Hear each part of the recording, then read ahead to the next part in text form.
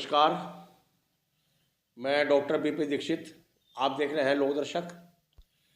कल योगी सरकार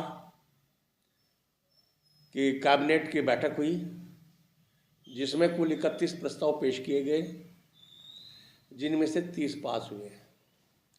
सभी को हम विस्तार से बताएंगे। राशन विक्रेताओं को इसमें क्या मिला है वो भी बताएंगे। तब तक आप चैनल को लाइक करें, सब्सक्राइब करें, शेयर करें और वीडियो को पूरी देखें, बीच में स्किप ना करें और दूसरों तक भी इसे पहुंचाएं। दिसंबर से राशन विक्रेताओं के संगठनों ने आंदोलन किया। संयुक्त मोर्चे का गठन भी हुआ और उस मोर्चे में जितने भी संगठन बने हुए थे सभी सम्मिलित हुए। शुरू में तो संयुक्त मोर्चे ने एक दिवस का इको गार्डन में धरना दिया था सांकेतिक, और लगभग 10 दिन दो संगठनों का धरना चला। वार्ता को बुलाए गए। वार्ता में आश्वासन झूठा दिया गया कि आप आंदोलन न करें, आपके लाभांश वृद्धि की फाइल बन चुकी है, जिसे केंद्र सरकार को भेज दिया गया। साथ ही साथ कुछ दिनों बाद एक होली से पहले एक वीडियो क्लिप मुख्यमंत्री योगी आदित्यनाथ की वायरल हुई और उसमें उन्होंने कहा कि राशन विक्रेताओं का लाभांश बढ़ाया जाएगा। उन्हें उतना कहना था कि आंदोलनरत जितने भी संगठन थे सभी योगी जी के झांसे में आ गए और उन्होंने जितने भी प्रस्तावित आंदोलन थे, यानी कि 11 मार्च को कल एक बड़ा आंदोलन का निर्णय लिया गया था, उसे उन्होंने स्थगित कर दिया। हालांकि कुछ संगठन जिला मुख्यालयों पर ज्ञापन देने और प्रदर्शन करने, धरने देने की उन्होंने बात कही है, किंतु जो पूरा संयुक्त मोर्चा है वो माननीय मुख्यमंत्री के झांसे में ऐसा आया कि वो उन्होंने अपने हथियार ही डाल दिए। ये बात हमने आपको पहले भी बताई थी और आपको भी पता है। जैसा कि आप सभी को पता है कि सरकार राशन विक्रेताओं की तरफ कोई भी ध्यान नहीं देना चाह रही है। केवल यही सरकार नहीं, पहले भी वो सरकारें हुई, उसमें मायावती की सरकार हो, अखिलेश की सरकार हो, कांग्रेस की सरकार हो, किसी भी सरकार ने राशन विक्रेताओं को की तरफ कोई भी विशेष ध्यान नहीं दिया। किसी भी सरकार ने ये नहीं सोचा कि इनका भरण पोषण कैसे होगा।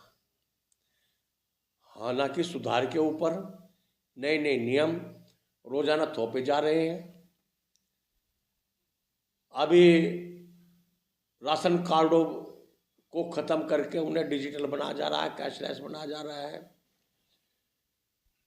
किंतु जो जड़ में परेशानी है उस परेशानी के ऊपर कोई भी सरकार या कोई भी अधिकारी या नीति निर्धारण अधिकारी, क्योंकि जो नीति तैयार करते हैं वो अधिकारी तैयार करते हैं, वो धरातल पर नहीं देखते।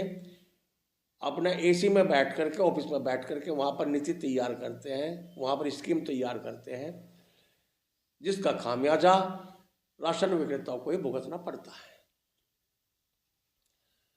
तो बहुत आस लगाए बैठे रहे राशन विक्रेता। उनको आश्वासन भी दिया गया कि जल्दी कैबिनेट की बैठक होने वाली है, उसमें आपकी मांगों पर विचार किया जाएगा, लाभांश में वृद्धि होगी। किंतु 30 प्रस्ताव पेश हुए जो इस प्रकार है। रजिस्ट्री स्टाम्प का प्रस्ताव पेश हुआ जिसे मंजूरी दे दी गई। इस प्रस्ताव में खतौनी में जब नाम मिलान की बात कही गई है कि आगे जो स्थानांतरित होगी संपत्ति उसमें खतौनी में नाम मिलान करके उसे स्थानांतरित की जाएगी, बैनामा किया जाएगा या नाम चढ़ाया जाएगा।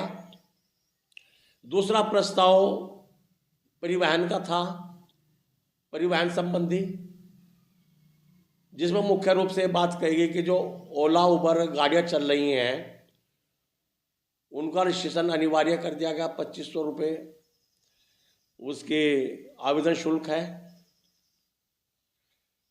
कर्मचारी आचरण नियमावली बनाई गई जिसमें संशोधन किया गया। उसका प्रस्ताव आया था कि इसमें संशोधन किया जाए, वो संशोधन कर दिया गया।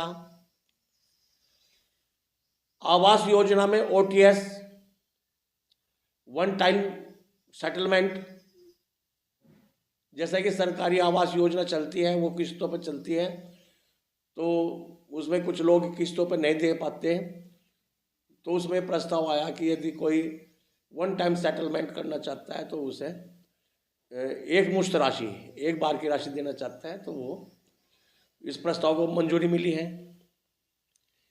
पीएम आवास योजना उसे नए तरीके से मंजूरी मिली है। नए शहरों का विकास के लिए मंजूरी मिली है प्रस्ताव को। अयोध्या में स्पोर्ट्स कॉम्प्लेक्स बनाया जाएगा। मेरठ में लॉजिस्टिक क्लस्टर के निर्माण की प्रस्ताव पास हुआ है। कानपुर ट्रांस गंगा सिटी, जिसमें गंगा रिवर पर 4 लेन का जो सेतु है, पुल है, उसका प्रस्ताव पास हुआ है। निवेश प्रस्ताव पास हुआ है कि कंपनियां, बाहर की कंपनियां उत्तर प्रदेश में निवेश करें।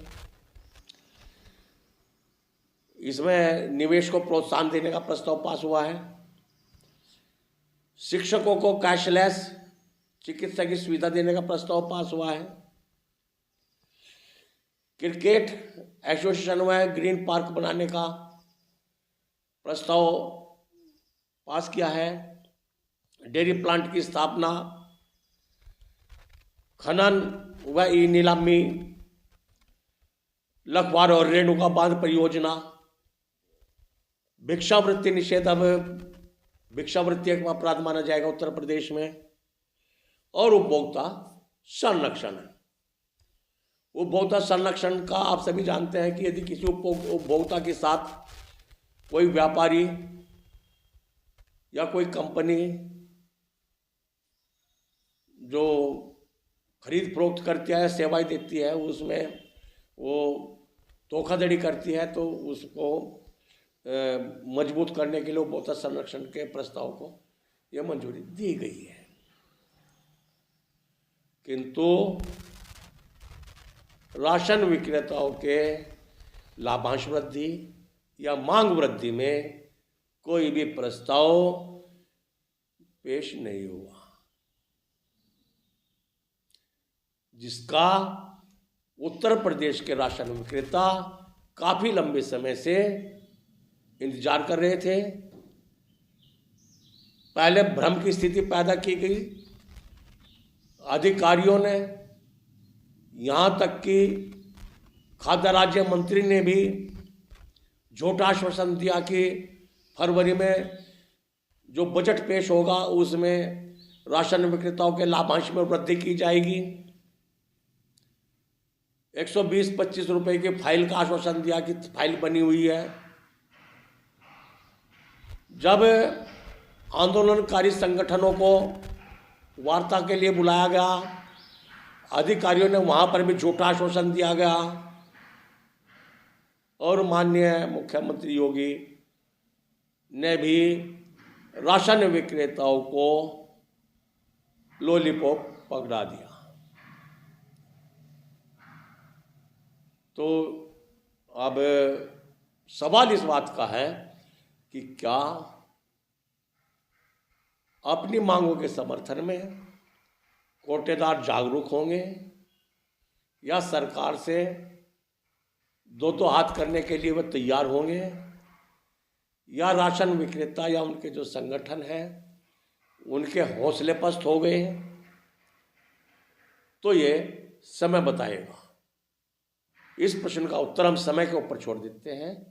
यदि आपको ये वीडियो अच्छी लगी है तो आप इसे दोबारा आपसे आग्रह है, निवेदन है कि इसे लाइक करें, सब्सक्राइब करें और शेयर करें। देखने के लिए धन्यवाद। नमस्कार। जय हिंद, जय भारत।